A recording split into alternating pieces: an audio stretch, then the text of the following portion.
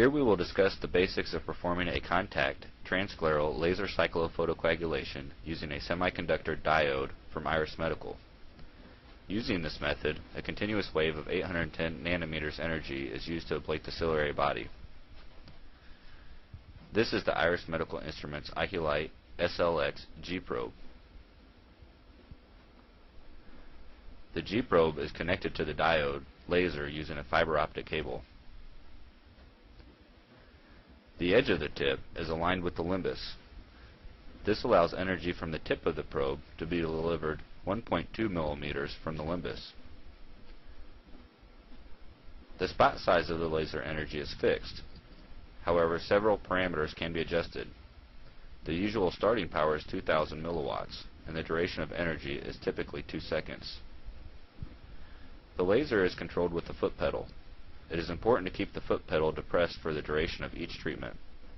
The laser will automatically stop after it has reached its programmed duration. Prior to starting the CPC, a retrobulbar injection of anesthetic comprised of 50% lidocaine and 50% bupivacaine is given. The non-operative eye is patched for protection from the laser. Once good anesthesia is verified using tooth forceps, a lid speculum is inserted between the lids. Protective eyewear should be worn prior to starting the treatment. We typically treat 270 degrees of the limbus for the initial treatment. The tip of the probe is held firmly against the globe in the correct orientation. The foot pedal is depressed for the entirety of the cycle. The diode laser will signal the surgeon with an audio beep so that the surgeon will know when the laser is active. At the end of the cycle, the probe is moved slightly along the limbus. Another cycle is repeated. This is continued for approximately 18 applications for 270 degrees of the limbus, or 6 applications in 3 clock hours.